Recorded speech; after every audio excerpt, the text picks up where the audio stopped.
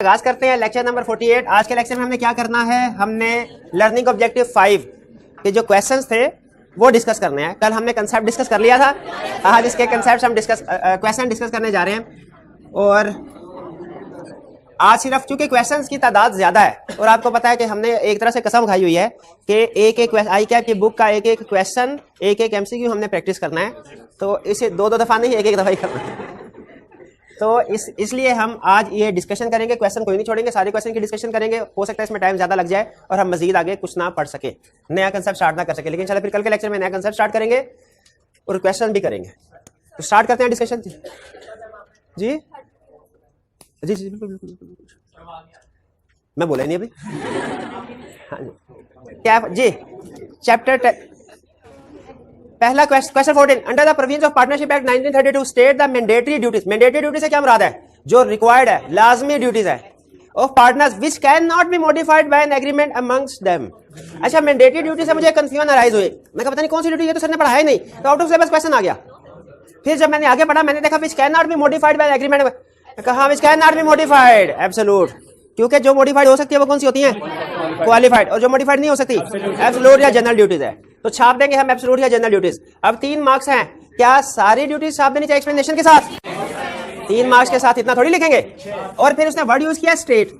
State लिखा हो, identify लिखा हो, लिस्ट लिखा हो। इसका मतलब क्या है? सिर्फ हेडिंग दे के आगे निकलो, सिर्फ हेडिंग देनी है। और आपने देखा होगा कि हमारी हेडिंग की कोशिश होती है कि सेल्फ एक्सप्लेनेटरी हो, यानी आप हेडिंग पढ़े आपको समझ लग जाए कि अंदर कंसेप्ट में क्या कह रहा है। हेडिंग का असूल भी यही होता है। लेकिन अगर लिखा होता है यहाँ पे डिस्क्राइब, एक्सप्लेन, डिस्कस, फिर इसका मतलब क्या होता?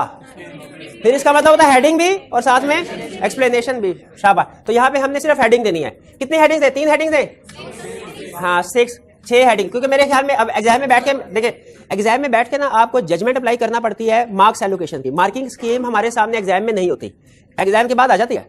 आपको पता है, आप अगर ये पास्ट पेपर्स ढूंढना चाहें, ये ऑटम 2019 में क्वेश्चन आया था ना, एक तो आपको बुक से क्वेश्चन मिल जाएंगे, लेकिन इसके अलावा भी अगर आप ये क्वेश्चन हासिल करना चाहते हैं, आप कहते हैं कि सर हमने बड़ी प्रैक्टिस कर ली बुक के क्वेश्चन की, मजीद प्रैक्टिस के लिए क्वेश्चन चाहिए, कहां से मिलेंगे? पास्ट पेपर से। और पास्ट पेपर कहां से मिलेंगे? आई कैप की वेबसाइट से। क्या आई कैप की वेबसाइट पे सिर्फ पास्ट पेपर्स होते हैं? नहीं, हर पास्ट पेपर के साथ 3 और चीजें भी होती हैं, सजेस्टेड सोल्यूशन और एग्जामिनर कमेंट्स और मार्किंग स्कीम। मार्किंग स्कीम बाद में आती है। एग्जाम में अगर हमारे सामने उसने बताया होता ना कि 3 नंबर में उसने किस किस चीज के कितने मार्क्स एलोकेट किया, तो हमारे लिए आसानी हो जाती है। लेकिन एग्जाम में नहीं बताता, अनफॉर्चुनेटली। हमें एग्जाम में बैठ के खुद असेस करना पड़ता है। तो मे भी इसका एक हेडिंग का 1 नंबर हो, एग्जाम में आपके जहन में आएगा कि मार्किंग स्कीम में एक हेडिंग का 1 नंबर, लेकिन मे भी एक हेडिंग का आधा नंबर हो। अब कंफ्यूजन है, क्या करेंगे आप? आपने सेफर अजम्पशन की तरफ जाना है। सेफर, क्योंकि देखिए आपकी जजमेंट है ना, अब आपको नहीं पता स्कीम कौन सी है। मे भी जब मार्किंग स्कीम आए तो 1 पॉइंट का 1 नंबर हो, मे भी 1 पॉइंट का आधा नंबर हो, लेकिन हमने सेफर अजम्पशन की तरफ जाना। सेफर अजम्पशन क्या है? ये 0.5। तो आपने इसमें 6 पॉइंट्स कम से कम ड्यूटीज के लिखने हैं और इसमें कोई ज्यादा टाइम नहीं लगेगा। 3 नंबर का मतलब है 3.5 मिनट तकरीबन। तो 5.5 मिनट में आप 6 हेडिंग्स आराम से लिख सकते हैं। ठीक है, क्लियर हो गया? तो एग्जाम में कुछ क्वेश्चंस में आपको मार्किंग स्कीम जो है खुद से जज करनी पड़ेगी, उसके मुताबिक लिखना पड़ेगा। तो आपने जब कभी आपको कंफ्यूजन हो ना कि पता नहीं 1 पॉइंट का 1 नंबर है कि आधा नंबर है, आपने क्या करना है? सेफर साइड पे अजम्पशन लेनी है और कोशिश करना है थोड़ा सा 1 आधा पॉइंट एक्स्ट्रा लिख दे, वो बेहतर है। क्लियर? अच्छा, मैंने आपको बताया कि वेबसाइट पे है past paper, solution, examiner comments, marking scheme. आप बता सकते हैं सबसे अहम चीज क्या है?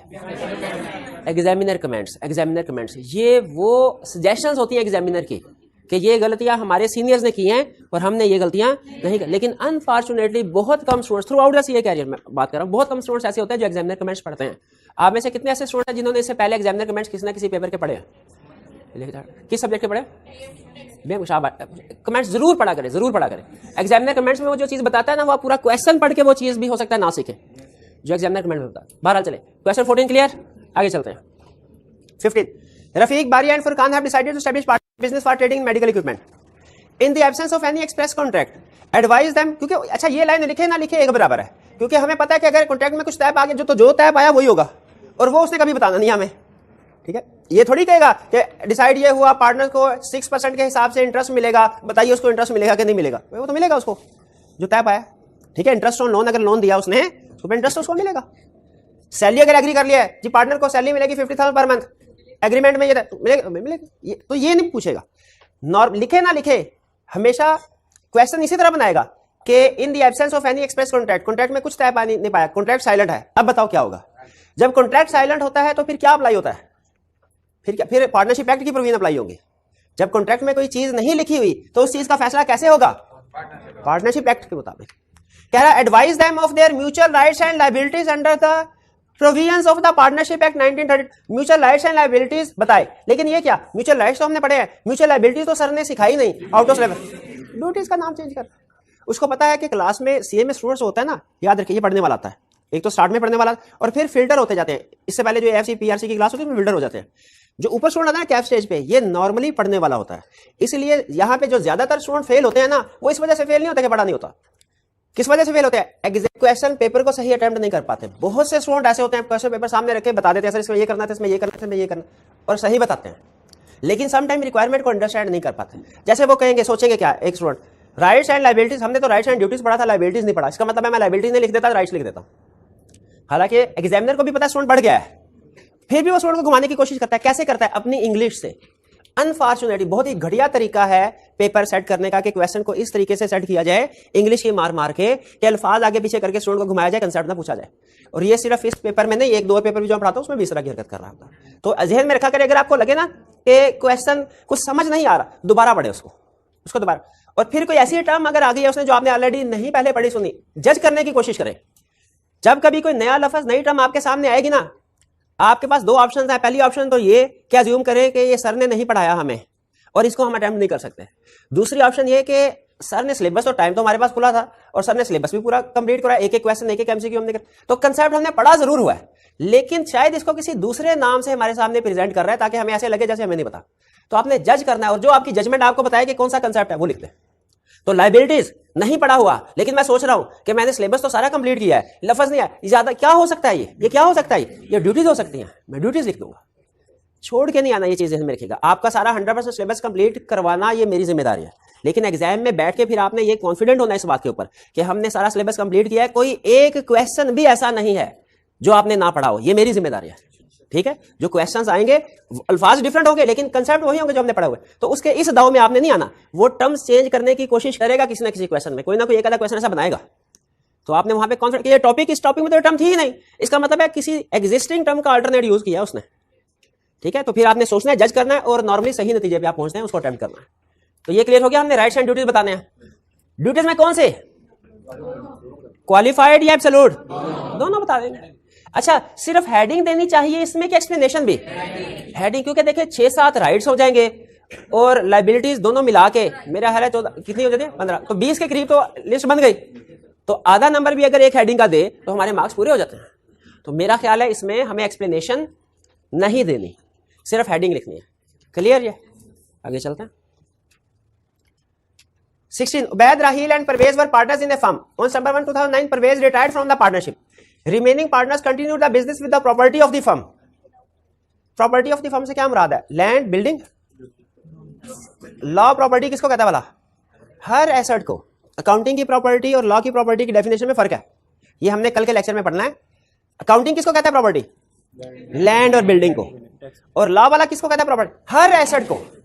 लॉ की नजर में आपकी इन्वेंट्री भी प्रॉपर्टी है, आपका कैश भी प्रॉपर्टी है, आपके डेटर्स भी, हर एसेट आपकी प्रॉपर्टी में शामिल है। लफ्ज प्रॉपर्टी में हर एसेट शामिल है। तो कहता है उन्होंने फर्म के सारे एसेट्स को इस्तेमाल करते हुए without final settlement of accounts as between them and Parvez, Parvez का अकाउंट सेटल नहीं किया, सेटल किए बगैर बिजनेस कर रहे हैं। In the light of partnership act describe the rights of Parvez in the above circumstances. Parvez का क्या राइट है? दो राइट नहीं है, राइट है दो में से एक चीज सेलेक्ट करनी है, एक ऑप्शन। पहला क्या? Interest at the rate of 6% या प्रोपोर्शनेट शेयर। और यह सिलेक्शन किसने? परवेज ने करनी है कि दूसरे पार्टनर्स ने? परवेज ने, या उसके लीगल रिप्रेजेंटेटिव ने अगर उसकी डेथ हुई होती तो। 16 में कोई issue?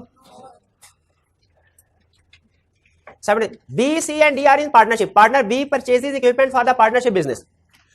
Equipment itself cost rupees 20,000 and installation cost were rupees 15,000. There is a dispute with the supplier and the firm refuses to pay the installation cost. Supplier decides to sue for the unpaid rupees 15,000. Firm ने कहा हमने 15,000 नहीं देना, तुमने सही installation नहीं की। Supplier ने कहा इंस्टॉलेशन आपको देनी पड़ेगी। Against whom can supplier file suit? Partner B ने परचेज किया तो उसी के खिलाफ कर सकता है। वो एजेंट, हर पार्टनर एजेंट होता है, तो वो पार्टनरशिप का कोई भी पार्टी पार्टनर किसी भी पार्टनर के खिलाफ केस फाइल कर सकते हैं। बी के खिलाफ भी केस फाइल किया जा सकता है, सी के खिलाफ भी, डी के खिलाफ भी। A clear? B, if he decides to sue B only, how much amount can he recover from B? अगर वो कहता है मैं सर बी के खिलाफ केस करना है, कितनी अमाउंट रिकवर करना? सारे के सारे। पहला कंसेप्ट है पार्टनर्स आर जॉइंटली लायबल, दूसरा है सेवरली लायबल। अगर सी के खिलाफ केस करता है तो कितनी अमाउंट रिकवर करवा सकता था? पूरी की पूरी 15। और अगर ये 15 लाख होती वो भी रिकवर, 15 करोड़ होती तो वो भी करवा सकता। बस काफी है इतना। Next, Tom and Jerry are in partnership. The partnership purchased an item of equipment costing rupees 30,000. It was discovered later that the equipment had actually been purchased by Tom for rupees 18,000 and Tom had resold it to the partnership without revealing that he was the owner of the property.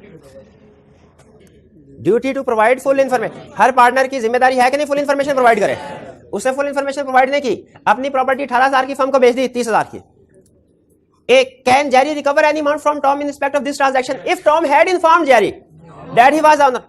अगर Tom ने बता दिया था उसको, ठीक है, Tom ने बता दिया तो फिर जाहिर है उसने अपनी ड्यूटी पूरी कर दी, अब उसे रिकवरी नहीं हो सकती जो उसने प्रॉफिट कमाया।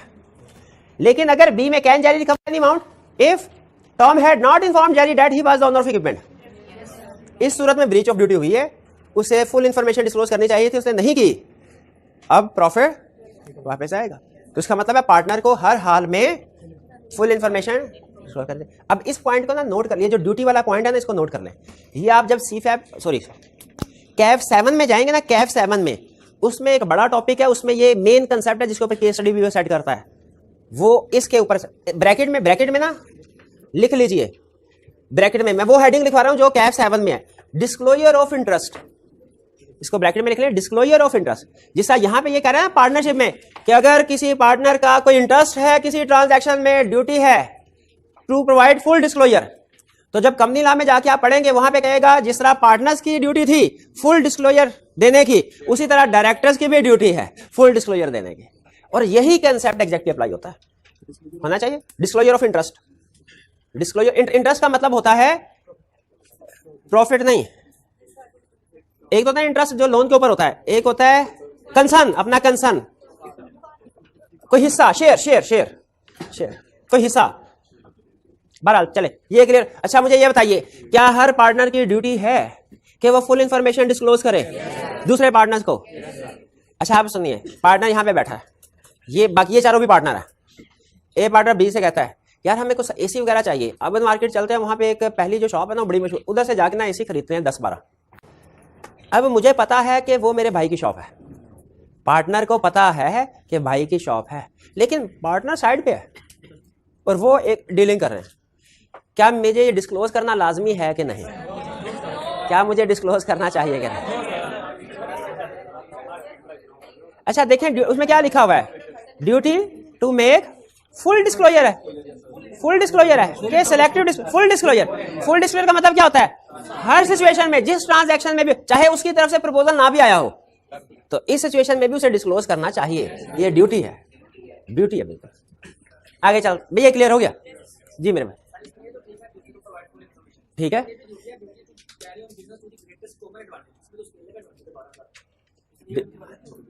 हाँ लेकिन अच्छा उसने ये कहा कि ये भी ड्यूटी है to carry on business in greatest advantage, common advantage. तो ये कॉमन एडवांटेज है भाई। अच्छा उनका क्वेश्चन ये है, उनका इशू क्या है? अच्छा पॉइंट उठाया उन्होंने, उनका सर ड्यूटी कॉमन एडवांटेज, सबकी फर्म के कॉमन एडवांटेज के लिए काम करना है, पर्सनल के लिए नहीं। लेकिन इस केस में हमें चाहे उसने बताया है, ठीक है बताया, प्रॉफिट ले जाए जो मर्जी ले जाए, कोई इशू नहीं, लेकिन इसमें 18,000 की चीज उसने 30,000 की सेल कर दी, ठीक है, एक्चुअली उसने 30,000 की सेल कर दी, तो उसने 12,000 खुद प्रॉफिट कमाया। तो ये तो उसने अपनी जात के लिए, वसी तर मुफाद के लिए तो काम नहीं किया, बिल्कुल ठीक आपकी बात। लेकिन देखिए बाकी पार्टनर ने उसको इजाजत तो दे दी, जब पार्टनर को इजाजत तो दे दी, जब उसको इजाजत दे दी बाकी पार्टनर को कोई इतराज नहीं है, तो ठीक है फिर प्रॉफिट है। हाँ वो यही कह रहा है वो। अच्छा वो क्या कहेगा, वो कहेगा आपको इक्विपमेंट की जरूरत है, आपको इक्विपमेंट मिल तो रहा है, अब इक्विपमेंट से भी तो फर्म ही फायदा उठाएगी, इक्विपमेंट से भी तो फर्म ही फायदा उठाएगी। तो इसमें वो कहता है ठीक है, अगर आपने डिस्क्लोज कर दिया कि सिंपल रूल ध्यान में रखे, किसी भी ट्रांजैक्शन में किसी भी पार्टनर की इन्वॉल्वमेंट है, इंटरेस्ट है, तो उसको चाहिए कि उसको डिस्क्लोज कर दे, और अगर वो डिस्क्लोज नहीं करता तो प्रॉफिट रीपे करेगा। डिस्क्लोज कर दिया तो ठीक है, डिस्क्लोज नहीं करता तो। अच्छा अब इसमें एक चीज ध्यान में रखिएगा, एक पॉइंट आपने शायद उसके ऊपर इतना गौर नहीं किया, मैंने ये नहीं कहा था कि मेरी शॉप है, मैंने क्या कहा था, क्या भाई की शॉप होने की वजह से मेरा इंटरेस्ट क्रिएट हो सकता है? यस, इसका मतलब है रिलेटिव भी, अगर रिलेटिव के थ्रू भी अगर ट्रांजैक्शन करें तो उसमें डायरेक्टर की इन्वॉल्वमेंट समझी जाएगी। क्लियर? ये आगे जी जी। देखिए एब्सोल्यूट ड्यूटी चेंज नहीं, ठीक है, एब्सोल्यूट ड्यूटी चेंज नहीं हो सकती, लेकिन अगर सारे पार्टनर देखिए अगर किसी ने फ्रॉड भी किया, फॉर एग्जांपल फ्रॉड भी एब्सोल्यूट ड्यूटी में ना, फ्रॉड क्या किया, थर्ड पार्टी से पैसे लेके निकल गया, लेकिन अगर बाकी सारे पार्टनर कहे ठीक है हम माफ करते हैं इसको, ठीक है, और पैसे हम अदा कर देंगे, तो वो कर सकते हैं। वो एक तरह से उनकी पर्सनल ट्रांजैक्शन फिर समझी जाती है। पार्टनरशिप एक्ट के मुताबिक माफी नहीं मिलेगी। वो फिर क्या करते हैं प्रैक्टिकली, उसे कहते हैं यार ये हम सबने तुम्हें माफ किया, तुमने फ्रॉड किया, लेकिन तौबा करो, तुम्हें माफ किया, हम सारे थोड़ा थोड़ा पैसा डाल के तुम्हें देते हैं, तुम ऑफिशियली अपने हाथ से फर्म के खातों में रीपे कर दो। वो फिर इस तरह की अरेंजमेंट हो जाती है, लेकिन अगर वो उसको क्लियर करना चाहें कर सकते हैं। जी क्लोज रिलेटिव में क्लोज रिलेटिव आएंगे, आगे आ जाए क्वेश्चन 9 है।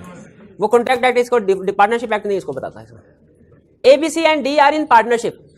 ABCD 4 part. Without informing the other partner, इससे मुझे लग रहा है duty to provide full information की तरफ जा रहा है।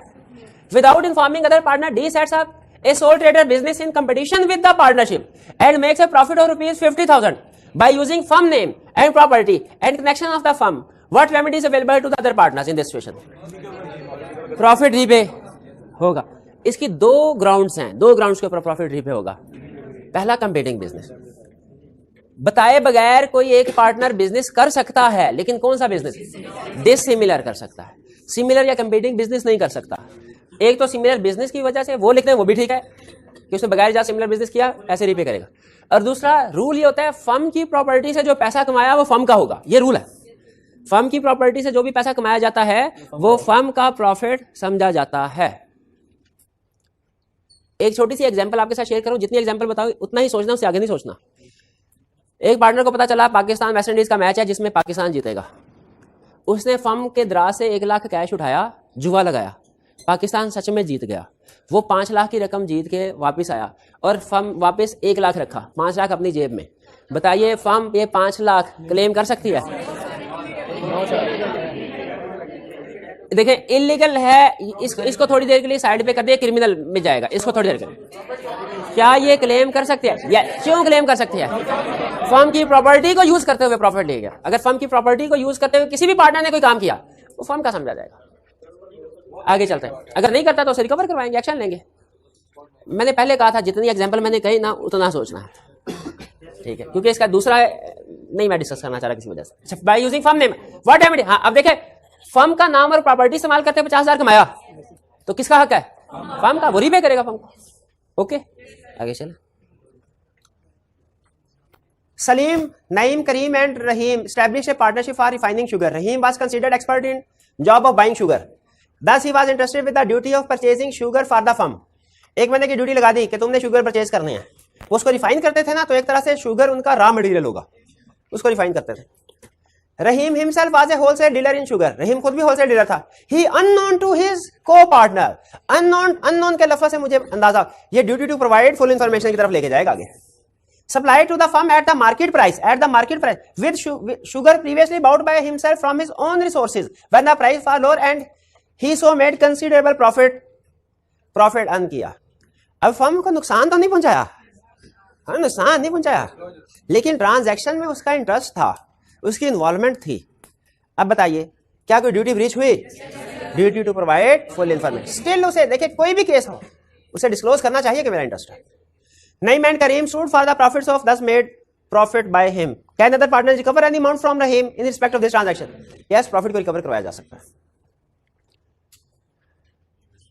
Salim, Naeem, Kareem and Rahim established partnership। ये तो वही है।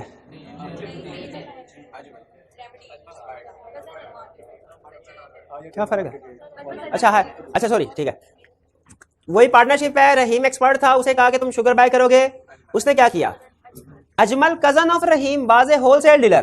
अब कजन है wholesale dealer. Rahim bought sugar from Ajmal despite the fact that the rate was higher than the market rate. अब इसका मतलब है इसमें duty to provide full disclosure वाली बात भी आएगी क्योंकि कजन है, उसका रिलेटिव है। और दूसरा इन ग्रेटेस्ट कॉमन एडवांटेज काम नहीं किया, फर्म को नुकसान हुआ, फर्म को नुकसान हुआ। तो क्या ये जो फर्म को नुकसान हुआ और कजन को प्रॉफिट हुआ रीपे करना पड़ेगा? Sajid, Majid, Wajid are partner in the firm. By an agreement, they decided that no partner would have authority to sell goods of the firm above the value of rupees 50,000 without consent of other partners. मतलब 50,000 से ज्यादा कोई भी partner कोई चीज 50,000 से ज्यादा का ऑर्डर आता है तो सबसे कंसल्ट करना पड़ेगा. Sajid sold goods worth rupees 70,000 credit without consulting other partners. Customer defaulted. Sajid ने 70,000 उधार में चीजें बेची कंसल्ट किए बगैर और कस्टमर डिफॉल्ट कर गया. What remedy is available to other partners in this situation? Remedy क्या? अच्छा, जब कभी कोई चाहे एजेंट अपनी अथॉरिटी से एक्सीड करे चाहे पार्टनर करे, चाहे एजेंट में भी ये कंसल्ट ना अथॉरिटी एक्सीड वाला, चाहे पार्टनर करे, आपने सिचुएशन को पहले लेके जाना है, डिवाइड करना है. भाई इमरजेंसी सिचुएशन है कि नहीं है. अगर इमरजेंसी सिचुएशन में अथॉरिटी से एक्सीड किया है लॉस से प्रिवेंट करने के लिए, फिर ओके, फिर वो पर्सन लायबल नहीं है, फिर नुकसान का कसूरवार वो पर्सन नहीं, क्योंकि इमरजेंसी सिचुएशन थी. अगर इमरजेंसी सिचुएशन नहीं है फिर आपने कहानी को आगे दो हिस्सों में लेके जाना है कि दूसरे लोगों ने इसको रेटिफाई कर दिया कि नहीं कर दिया. बाज़ औक़ात ऐसा होता है कि पर्सन अथॉरिटी से एक्सीड करता है लेकिन फिर भी उसको मंजूर कर लिया जाता है. Ratify subsequent approval. अगर रेटिफाई कर लिया तो फिर भी वो पर्सन लायबल नहीं होगा, लेकिन अगर रेटिफाई नहीं किया तो वो पर्सन लायबल होगा. और एजेंसी वाले केस में एक एडिशनल पॉइंट भी है कि किसको लायबल होगा, वो डिपेंड करता है थर्ड पार्टी को नॉलेज था या नहीं था. तो इस केस में बताइए उसने अपनी अथॉरिटी से एक्सीड किया, क्या इमरजेंसी सिचुएशन है? कैसे पता चला इमरजेंसी सिचुएशन नहीं है? भाई होती तो क्वेश्चन में उसका जिक्र करता, इमरजेंसी सिचुएशन नहीं है. तो अब 20,000 अब इसको रीपे करना पड़ेगा अथॉरिटी एक्सीड करने से जो लॉस हुआ. अच्छा, लॉस कितना रीपे, 70,000 या 20,000? जो एक्सीड हुआ, एक्सीड 20,000 हुआ, डिफॉल्ट पूरा किया, लेकिन चूंकि 50,000 तक इजाजत थी, जो उसने एक्सीड किया वो 20,000 का किया, इसीलिए 20,000 का नुकसान पूरा करेगा. जो उसकी अथॉरिटी से बाहर था, जो उसकी अथॉरिटी के अंदर था, वो तो वैलिड है, उतनी पावर तो उसके पास थी. X, Y and Z are partners in the firm. By an agreement, they decided that no partner would have authority to sell goods of a firm of 50,000 without consent of other partners. Owing to sudden slump in the market, the prices crashed. One partner, in order to save the firm from loss, sold all the stock worth rupees 5 million without consulting other partner. इस partner liable to compensate क्यों? Liable to compensate क्यों नहीं है? Emergency situation थी. शाबाश. Previous वाले case में liable था, क्यों? इमरजेंसी सिचुएशन नहीं थी. Jamal, a partnership goods at Karachi are being sent to a purchaser at Lahore. Can Jamal sell the goods at Karachi if goods will not bear the journey to Lahore without spoiling? बिल्कुल. Emergency 13 case of emergency, बल्कि duty बन जाती है. Duty in case of emergency करना चाहिए. Aftab, Badal and Chand started a business of trading in light bulbs together under the name Solar Traders. They decided to share profits equally and the business will be managed by Aftab only. And Badal and Chand will not take any active part in management. In addition to, अच्छा ये ना कई question में उसने इतना हिस्सा common रखा हुआ है. ठीक है, नीचे कंसेप्ट लदर एक्सप्लेन कर देता है, ये हिस्सा कॉमन, ये बहुत दफा उसने बार बार रिपीट किया बिला वजह. In addition to his share of profit, Aftab wants to take salary for his services. Can he do so? कर सकता है, लेकिन अगर पार्टनर्स ने एग्री किया हो तब. अगर एग्री किया है फिर कर सकता है, वरना नहीं कर सकता. Adil and Kashif are partners in a firm. Terms of agreement are that they will share profits in the ratio of 3:2, but there is no express provision regarding sharing of loss. इसका मतलब है loss और share नहीं होगा, होगा. अच्छा, ratio नहीं decide हुई तो इक्वल होगी. वो प्रॉफिट की रेशियो डिसाइड ना तो इक्वल होती है. लॉस की रेशियो का डिसाइड नहीं की तो वही होगी जो प्रॉफिट वाली है. Kashif claimed that he is not liable to contribute to the losses of the partnership. Is this claim justified? नहीं, वो लायबल है कंट्रीब्यूट करने के लिए. और कितना कंट्रीब्यूट करेगा? 3:2 के हिसाब से. Habib and Tanveer are partners in the firm. Habib was interested with monitoring inventory levels to avoid stock shortage on weekly basis. Habib की जिम्मेदारी थी वीकली बेसिस के ऊपर स्टॉक की मॉनिटरिंग करेगा, देखेगा कितना कम तो नहीं हो रहा. अगर कम हो रहा है तो फिर फर्दर स्टॉक को बाय किया जाएगा. और ये भी देखना होता है कि स्टॉक ज्यादा तो नहीं हो रहा, क्योंकि अगर ज्यादा स्टॉक हो जाए तो बड़े बड़े खराब होने का खतरा होता है.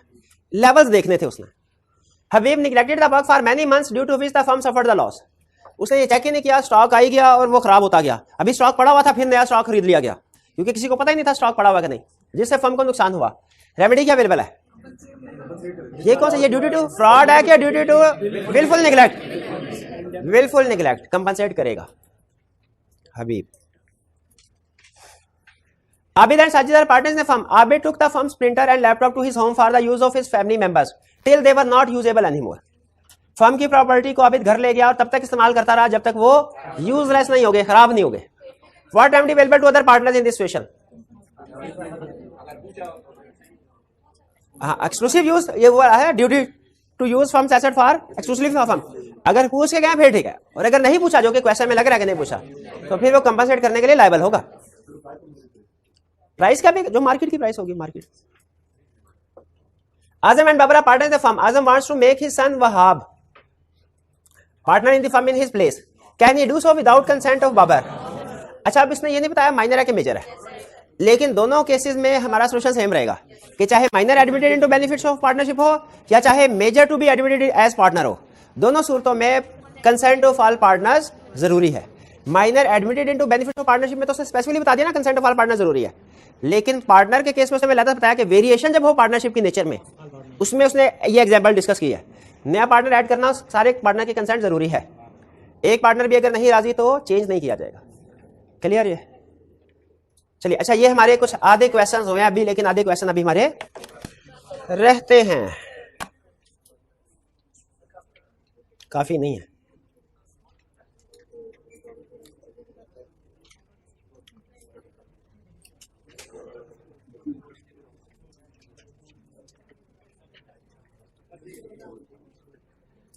नहीं, पॉज मैंने करवाया नहीं आज। Azam, Babar, Yasir and Zahid are active partners in a partnership. Azam wants to open a bank account in ABC Bank for partnership business. However, Zahid is of the opinion that they should have an account with XYZ Bank. How should this matter be decided? दोनों में dispute आ गया। जो disputes वगैरह होते हैं, जो issues होते हैं पार्टनर्स के, कैसे डिसाइड होते हैं? मेजॉरिटी ऑफ पार्टनर्स की बेसिस पे। लेकिन कुछ इश्यूज ऐसे होते हैं जो ऑल पार्टनर्स की कंसेंट से रिजॉल्व होंगे। वो कौन कौन से है? वेरिएशन इन पार्टनरशिप वाले, जिसमें एडमिशन था, पार्टनर का एडमिट होना, change in nature of business और change in sharing ratio. Change in sharing ratio. 31, Azam, Babar, Yasir and Zahid are active partners in partnership. Babar, Yasir and Zahid want to change the nature of business from retailer of yarn to manufacturer of sugar. But Azam does not agree. Change होगा कि नहीं? क्यों नहीं होगा? ये nature of business change करने के लिए सारे पार्टनर की कंसेंट जरूरी है।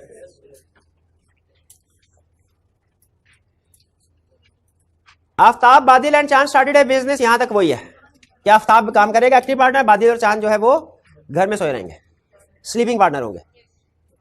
कैन बादल एंड चांद inspect books of accounts of the firm?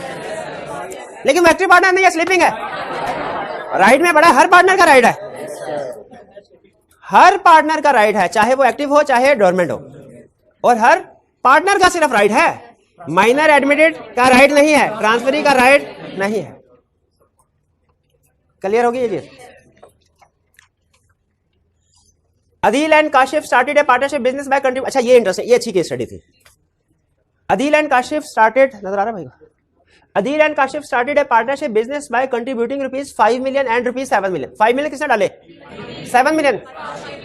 And Adeel also advance ₹1 million to the firm as loan. Adeel ने 1 मिलियन लोन भी दिया, कैपिटल भी दिया, लोन भी दिया। काशिफ ने सिर्फ कैपिटल दिया।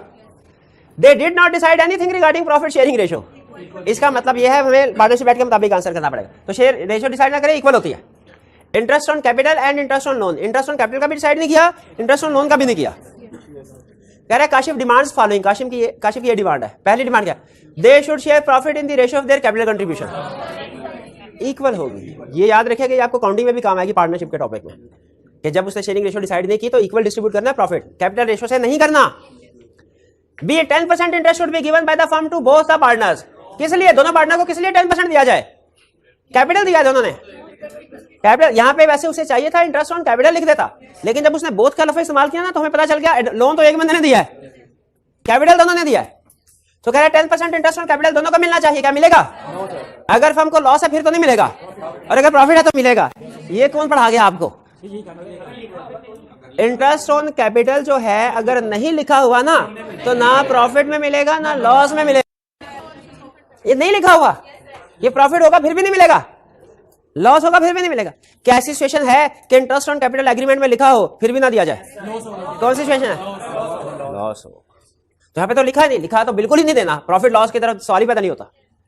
सी 12% rate of interest should be given. कहता है 12% रेट ऑफ इंटरेस्ट देना चाहिए फर्म टू हिम। अच्छा ये अजीब सी बात है, लोन दिया डील ने और क्या इंटरेस्ट मुझे मिलना चाहिए। ये मेरे ख्याल नाम आगे पीछे हो गए। ये अदील यहां पे कर लीजिएगा, अदील डिमांड फॉलोइंग। अदील तो बताइए, वो कह रहे मुझे 12% रेट ऑफ इंटरेस्ट मिलना चाहिए, हालांकि मार्केट में 8% है, तो भाई 12% थोड़ी मिलेगा ज्यादा, वो तो मार्केट 6 मिलेगा। 6% कहाँ लिखा हुआ है? लो हाँ ठीक है 6%, ना 12% मिलेगा ना 8% मिलेगा, बल्कि कितना मिलेगा? और वो भी तब मिलेगा अगर फर्म को प्रॉफिट हो फिर मिलेगा, लॉस हो फिर भी मिलेगा। अच्छा, यानी इसका मतलब है इंटरेस्ट ऑन कैपिटल का रूल हो रहा है, इंटरेस्ट ऑन एडवांस का रूल हो रहा है, लोन का रूल है प्रॉफिट हुआ या नहीं हुआ, और इंटरेस्ट ऑन कैपिटल का रूल क्या है? लिखा हुआ और प्रॉफिट हुआ तो मिलेगा जी। ठीक है। Saima and Naima are partner, Naima and Naima जो भी है, Naima are partners in a firm. Saima paid insurance premium from her own pocket in order to protect firm's inventory when there was chance of damage by rainwater. She also paid for shelves to keep the inventory safe. Duty in case of emergency भी कह सकते हैं, या ये भी कह सकते हैं necessary expenses पे किए पार्टनर ने, रीइंबर्समेंट होनी चाहिए। बिल्कुल। अच्छा, रीइंबर्समेंट को क्या नाम दिया था उसने? एक मुश्किल सा, इंडेमनीफाई, इंडेमनीफाई करना। Can she reimburse these expenses from? बिल्कुल, for the purpose of business है, for the purpose of partnership है, करेगा, उसको रीइंबर्स किया जाएगा। Azam, Babar, Yasir and Zahid are partners in a partnership. According to partnership deed every partner shall retire at the age of 65 years. 65 year का पहुंच के हर partner retire हो जाएगा। ये कहां लिखा हुआ है? अच्छा, पार्टनरशिप डीड पे सारे पार्टनर के साइन होते हैं, इसका मतलब है इस वाली प्रोविजन पे 65 ईयर पे रिटायर होना है, ए बी वाई जी सबके साइन होंगे, यानी इन्होंने मानना है। अगर मानने के बाद, साइन करने के बाद कोई एक मुकर जाए, नहीं आ गया। हाँ, कह रहा है Zahid has just turn 65 years old, however he wants to continue as a partner in partner. वो कहता है नहीं जाना, कर नहीं जाना, पार्टनरशिप में रहना है, पार्टनरशिप में रहना है, रह सकता है अगर बाकी के पार्टनर एग्री कर ले। हाँ, तो फिर पार्टनरशिप चेंज करनी पड़ेगी, एग्रीमेंट को रिवाइज करना पड़ेगा फिर, वरना करंट सिचुएशन में एग्री कर लिया, पहले उसने एग्री कर लिया भाई, अगर सैलरी एग्री नहीं की और बाद में एक पार्टनर का मुझे सैलरी चाहिए तो नहीं मिल, हाँ, अनलेस के पार्टनर्स एग्री कर लें, तो उसमें भी नहीं भाई, 65 पे रिटायर हो गया। Azam, Babar, Yasir, Zahid are partners in a partnership. Babar died on 1st May when he had 20% share in capital and profit. However, remaining partners continued the business. The accounts will be settled with the legal representative of Babar on 30th June. What are the rights of legal representative? पहले शुरू में किया है, अभी क्या rights हैं? 2 rights हैं कि 2 में से एक ऑप्शन सेलेक्ट कर। 6, हाँ राइट एक है, ऑप्शन 2, शाबाश शाबाश शाबाश, राइट एक है, ऑप्शन 2 है, दोनों में से एक ऑप्शन सेलेक्ट करो। Share of profit, proportionate share या 6% पर एनम इंटरेस्ट। हाँ, प्रॉफिट कैलकुलेट होगा या इंटरेस्ट 2 महीने के लिए होगा, बिल्कुल, जितने पीरियड के लिए outstanding. Azam, Babar, Yasir and Zahid are partners in a partnership sharing profit and losses equally. Zahid retired and others continued the business. What will be new profit and loss sharing ratio between Azam, Babar and Yasir? New profit and sharing ratio क्या होगी? Reconstitution of firm के बाद, revision के बाद, nature of business change होने के बाद, rights same रहेंगे पार्टनर्स के जो पहले थे, मतलब आपस की रेशो सेम रहेगी। इसका यह मतलब नहीं है कि 1 2 3 4 पहले ये 25 ले रहे थे सारे 25 और जाहिद रिटायर हो गया, तो रिटायरमेंट के बाद भी कुछ स्टूडेंट कहते हैं सर आपने कहा था राइट्स अनइफेक्टेड होंगे, तो इसका पहले भी 25% राइट था, अभी 25 होगा, इसका भी 25, इसका तो बाकी 25 किधर जाएगा? कंसेप्ट ये नहीं कि सेम रहेंगे, मतलब प्रोपोर्शनेट उनका सेम रहेगा, अमाउंट तो चेंज होगी ना, परसेंटेज तो चेंज होगी, ठीक है, लेकिन आपस की रेशो पहले इक्वल थे, अब भी इक्वल होंगे। अगर पहले बाबर आजम से डबल शेयर लेता था और यासिर बाबर से डबल शेयर लेता था, तो अब भी उसी तरह, हाँ, पहले 75 और ये 25% लेता था, तो अब ये पहले 75% का इनको ऐसे डिस्ट्रीब्यूट होता था, अब 100 का हो जाया करेगा, लेकिन आपस की रेशो वही रहेगी। बात समझ आ रही है? मैं ये नहीं समझा रहा कि रेशो एग्जैक्टली वही रहेगी, आपस में जो उनका प्रोपोर्शनेट है वो सेम रहेगा। इसको हम केस स्टडी के कैलकुलेशन के जैसे शायद हम समझा भी था, लेकिन एक केस स्टडी मैंने संभाल के भी रखी हुई है, वो किसी टेस्ट में दूंगा आपको, उससे आपको ज्यादा बेहतर क्लियर होगा। और पार्टनरशिप काउंटिंग का जो टॉपिक है ना, उसमें भी ये कैलकुलेशन आती है। वो क्या करता है, कहता है ए बी सी 3 पार्टनर्स थे, 1:2:3 से शेयर कर रहे थे। चले बल्कि अभी क्वेश्चन कर लेते हैं, अभी क्वेश्चन कर लेते हैं, अकाउंट अंदर की अकाउंटेंट की रूह जाग उठी। ए बी से ऐसे नहीं पढ़ना आपने, पढ़ाऊंगा मैं। ए बी सी इनकी रेशो थी 1:2:3, पार्टनरशिप में चेंज आया, डी आ गया, जिसको शेयर दिया गया 25%। इनका ए बी सी का शेयर कैलकुलेट करें, क्या इक्वल होगा? क्योंकि उसने क्वेश्चन में बताया नहीं इक्वल होगा, नहीं इक्वल नहीं होगा, बल्कि कैसे कैलकुलेट किया जाएगा? कैलकुलेट किया जाएगा 75% मल्टीप्लाइड बाय 1/6। और इसका कैसे आएगा?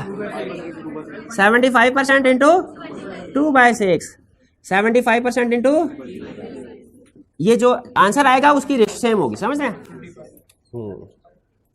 और अच्छा अगर बताइए, ये समझ आ गया ना, ये तो रिटायरमेंट का बताया, रिटायरमेंट का बताया, अगर वो ये ऐड होने का बताया, अगर कहे रेशो ये थी 1:2:3, सी रिटायर हो गया, अब बताइए ए और बी की रेशो क्या होगी? हाँ अब ये निकल गया ना, इनकी होगी 100% मल्टीप्लाइड बाय 1/3 और 100% मल्टीप्लाइड बाय 2/3, 1/3। बिल्कुल, वो तो कैलकुलेशन इजी है ना, वो आपको पता है कि रेशो सेम रहेगी आपस की रेशो। बेसिकली ये तो आपको फार्मूला मैच बैठाने के लिए बताया ना, कंसेप्ट, ताकि हमारा जो याद किया वो उसके साथ मैच कर जाए, वरना जो सिंपल ये रेशो रहेगी 1:2। क्लियर हुई है बात? चेंज के बाद क्या करना, आगे चलते हैं। Aftab, Rihan and Bali were partners in a law firm. Partnership deed among other things provided that the profit और losses of the firm would be shared equally among the partners. 3 partners हैं,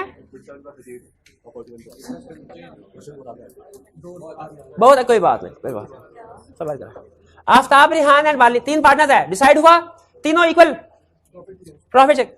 firm continued its business for many years with Aftab receiving 50% share in net profit. Agree हुआ था equal होंगे, लेकिन कई सालों तक आफ्ताब को 50% मिलता रहा, रिहान और बाली को 25% ईच मिलता रहा, किसी ने इतराज नहीं किया। Rehan and Bali never objected to this arrangement. Later on, partners developed some differences, and Rehan and Bali filed a suit against Aftab for recovery of their share in profits on the basis of partnership deed. जी अब बताइए, उन्होंने case file किया, उन्होंने कहा भाई हमारा पिछला share agree equal agree हुआ था ना, तो तुम डबल लेके जाते रहो कल। इम्प्लाइड क्या रिकवरी हो सकती है? 50% किसको मिलता रहा था? आफ्ताब को। हाँ, रिहान और बाली रिकवरी करवा सकते हैं? नहीं करवा सकते, क्योंकि सब्सिक्वेंट जो डिस्ट्रीब्यूशन होती रही है ये उनकी तरफ से एक तरह से इंप्लाइड एक्सेप्टेंस थी, change in profit and loss sharing ratio. क्या एग्रीमेंट्स इंप्लाइड हो सकते हैं? हो सकते हैं। गुल, रजा एंड समी आर पार्टनर, ये इनका असल में स्टूडेंट का क्वेश्चन था, आप 38 की बजाय 41 पे आ गए, लेकिन वो दोनों क्वेश्चन नहीं किया, इसलिए मैंने जो मुझे ज्यादा बेहतर लगा ना, मैंने वो कॉपी कर लिया। ये असल में पास पेपर का क्वेश्चन था 41 ए, 38 पास पेपर एग्जाम्पल थी उसमें।